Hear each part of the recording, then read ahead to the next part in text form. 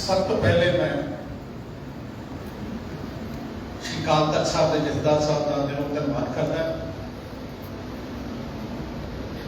जिन्होंने आदेश दिता श्रोमणी गुरुद्वारा प्रबंधक कमेटी कि बंदी सिखा की रिहाई वास्ते सारे पंथ को इकट्ठा करें। अज मैं कह सकता एक इतिहासिक दिन है।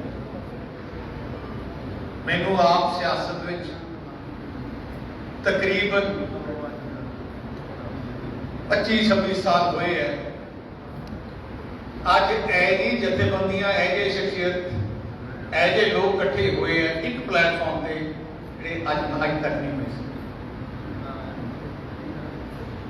सिख कौम एक छोटी जी कौम है, जे सारे देश दुनिया के धर्मों के हिसाब से देखिए अपना नंबर थोड़ा है, पर अपने लोगों ने प्राप्तियां बहुत की। जिथे भी आप दुनिया बसे हैं, आप उथे राज ही किया है, अपना नाम कौम का उत्ते चढ़ा। कोई भी सिख तुसी हथ बुलाता नहीं देखोगे, मेहनत करता देखोगे।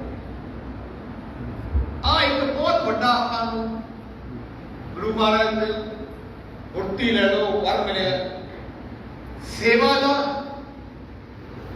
ते शहादत का। जिथे भी कोई लोड़ पे सेवा करके मिलेगा, सब तो पहले आप पहुंचते हैं ना। आपको अपनी जान का डर होंगे।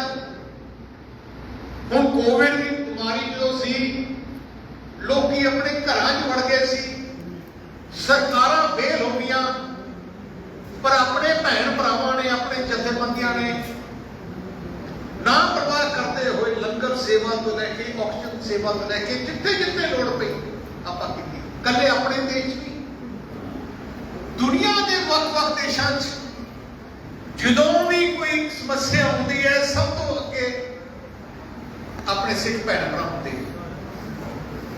हुण जो जुल्म हुंदा है, वो जुल्म का टाकरा भी आपां करते हैं।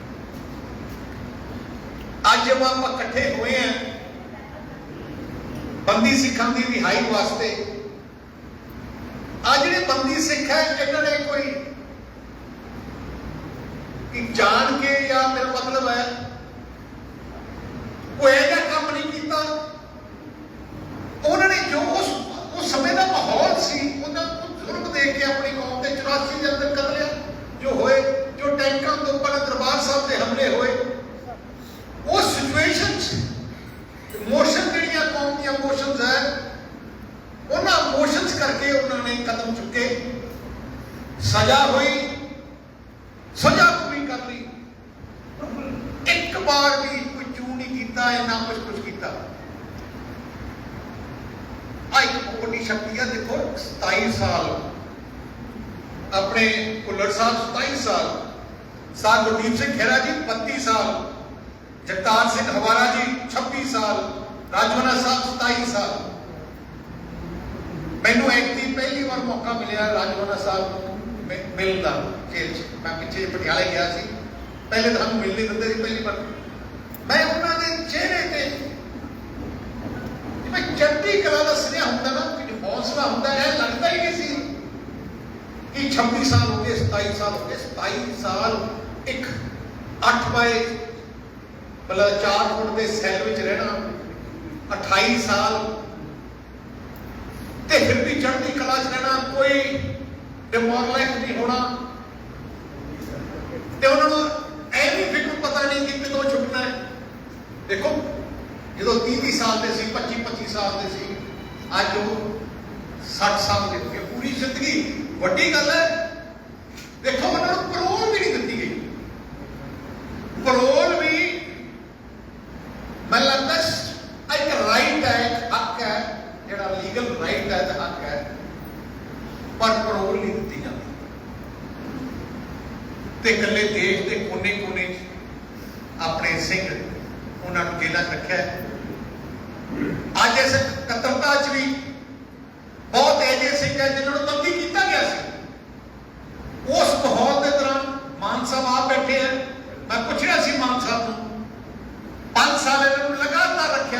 उस टाइम इन्होंने जुल्म भी किए। ਉਹਦੇ ਬਾਅਦ ਵੀ ਇਹਨਾਂ ਨੂੰ ਸਮੇਂ-ਸਮੇਂ 6 ਮਹੀਨੇ 3 ਮਹੀਨੇ ਜੇਲ੍ਹਾਂ 'ਚ ਰੱਖਦੇ ਗਏ। ਇੱਥੇ ਬਹੁਤ ਹੋਰ ਸਿੰਘ ਬੈਠੇ ਆ ਜਿਹੜੇ ਕਿਸੇ ਨੂੰ 6 ਸਾਲ ਕੱਟਣੇ ਪਏ, ਕਿਸੇ ਨੂੰ 8 ਸਾਲ ਕੱਟਣੇ ਪਏ। ਅਕਾਲੀ ਦਲ ਦੀ ਲੀਡਰਸ਼ਿਪ ਵੀ ਬੈਠੀ ਹੈ ਜਿਨ੍ਹਾਂ ਨੇ ਆਜ਼ਾਦੀ ਦੇ ਬਾਅਦ ਕੌਮੀ ਮਸਲਿਆਂ ਕਰਕੇ, ਪੰਜਾਬ ਦੇ ਮਸਲਿਆਂ ਕਰਕੇ ਜੇਲ੍ਹਾਂ ਕੱਟੀਆਂ। ਆ ਇੱਕ ਬਹੁਤ ਵੱਡੀ ਆਪਾਂ ਨੂੰ ਤਾਕਤ ਆਪਣੇ ਖੂਨ 'ਚ ਗੁਰੂਆਂ ਨੇ ਆਪਾਂ ਨੂੰ ਇਹਦੀ ਬਖਸ਼ਿਸ਼ ਦਿੱਤੀ, ਆਪਣੀ ਐਜਾ ਸਿਰ ਤੇ ਮਿਹਰ ਰੱਖਿਆ ਕਿ ਆਪਾਂ ਲਗਾਤਾਰ ਜ਼ੁਲਮ ਦੇ ਖਿਲਾਫ ਲੜਦੇ ਰਹੇ ਹਾਂ। ਆ ਇੱਕ ਤਾਕਤ ਹੈ। तो इस करके मैं एक बेनती जरूर करना चाहांगा, जे कौम इकट्ठी है तो तगड़ी है। अपने अज आप इकट्ठे हुए हैं, बहुत आप एक दूसरे के खिलाफ बोले भी होने हैं, इलेक्शन भी लड़े होने हैं। वो एक सियासी खड़ा है, पर जो कोई धार्मिक इशू आ जाए उदों आप सारे इकट्ठे हो जाए करिए। घट तो घट धार्मिक इशू से आप सारे इकट्ठे होना चाहिए। एक झंडे थले इकट्ठे हो गए, कोई चौधर की गल नहीं है, कोई कुछ नहीं है। अपनी दो इंस्टीट्यूशन है जी अपनी सब तो बड़ी ताकत अपनी है कि आप अपनी दो इंस्टीट्यूशन है कि थले आप पंथ इकट्ठा हो जाता है। श्री अकाल तख्त साहब अपने जिवें सुप्रीम अथॉरिटी है, हले भी कोई लोग किंतु मिंतु करते हैं, उन्होंने भी चलना बेनती करते हैं। श्री अकाल तख्त साहब कोई भी फैसला होए आप ना करिए, क्योंकि जे आप वो इंस्टीट्यूशन को कमजोर कर देता अपनी अद्धी ताकत हो जानी है। उवें एलजीपीसी है, एलजीपीसी अपना पार्लीमेंट है, इलेक्शन राई इलेक्शन होता है लोग जितने जाते हैं। मैं लगता है दुनिया में ऐसा कोई कौम नहीं जिथे इलेक्शन राई डेमोक्रेटिक तरीके इलेक्शन होता है तो इलेक्शन राई कमेटी चुनी जाती है। कोई कमेटी तो कोई गलतियां भी हो जान नहीं हो, पर आपां नूं अपनी कमेटी, क्योंकि की है बाहरले जिहड़े धर्मां दे लोग जो देखते हैं कि आपां अपने इंस्टीट्यूशन नूं किते बोलदे उहदा नुकसान हुंदा है। इस करके मैनूं अज बड़ी खुशी है, धामी साहब तुहानूं बधाई देना चाहुंदा।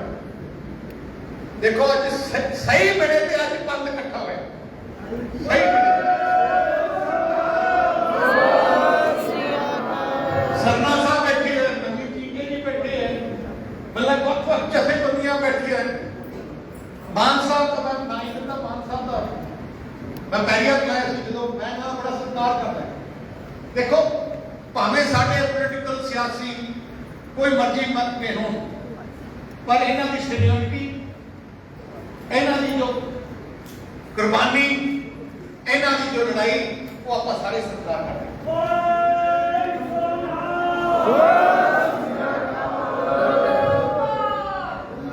तो इस करके आज बहुत सारी दुनिया जथेबंदियां, बहुत जथेबंदियां जिन्होंने लगातार संघर्ष मिटिया है। बंदी सिखा की बधाई वास्ते मैं तुम्हें बधाई देना चाहूंगा। वक्त टाइम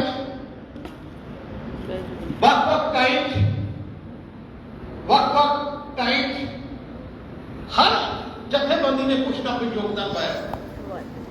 बाबा हरनाम सिंह जी दमदमाई टकसाल के मुखी जेड़े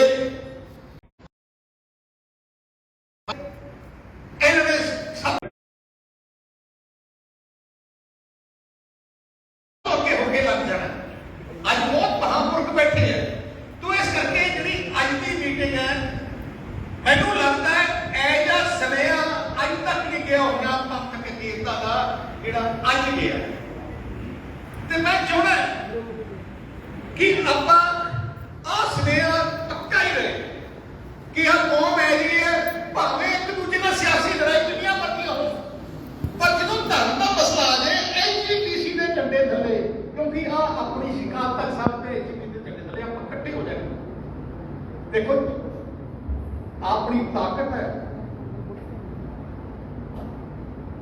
मैं एक गल की सी, मुस्लिम कम्यूनिटी आप तो 16-17% है, पर उन्होंने एकता है। उन्होंने जेड़ा तक आप भावें कितने भी आप इकट्ठे तो है ना, तो डर है। सो अपना एकता जो अज दिखाया है, मैं तो परमात्मा की अज कहना बख्शिश ही हुई अपने ते कौम से बख्शिश हुई है कि आप ऐ बैठे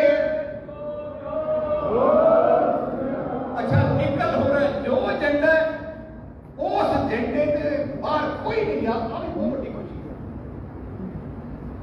हमें अपना कोई मर्जी पोलिटिकल मिशन होए पर वो इतने जाया नहीं किया अपना एजेंडा एक लाइन पर रखा कौम का एजेंडा तो इस करके मैं दिल की गहराइयों तो अज वक्-वक् जथेबंदियां आईयां महापुरख आए हैं सारे ने चरणों में धन्यवाद करता है सारी लीडरशिप का धन्यवाद करता है तो मैं इतना ही कहना चाहता जो फैसले एसजीपीसी लेगी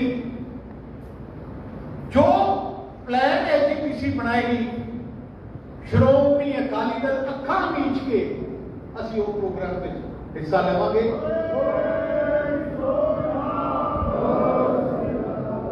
एको एक बेनती है कि जो हम मिशन फड़ लिया पंजाब पंथ की एकता का मिशन फड़ लिया आ मिशन का अज तक रह जे धामी साहब हम थोड़ी जिम्मेवारी है सारी कौम थोड़ी अगवाई थले आ गई है तुसी जो हुक्म दोगे जो करोगे जो प्रोग्राम दोगे जो कमेटी बनाओगे जिवें जिवें उस कमेटी अपना मिशन होना चाहिए हुण आप पंथक एकता का कि ਜਦੋਂ तक बंदी सिख रिहा नहीं होंगे आपा कौम इकट्ठे होकर फैसला करना जो स्टेप जो कदम चकने पैन इकट्ठे होकर चलिए थोड़े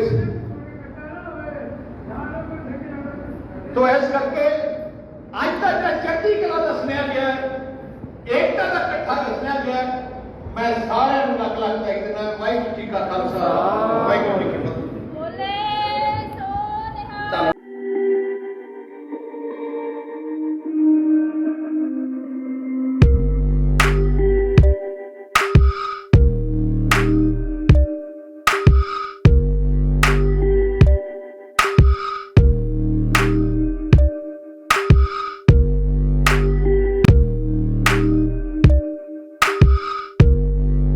ਸਾਡੇ YouTube ਚੈਨਲ ਨੂੰ ਸਬਸਕ੍ਰਾਈਬ ਕਰੋ।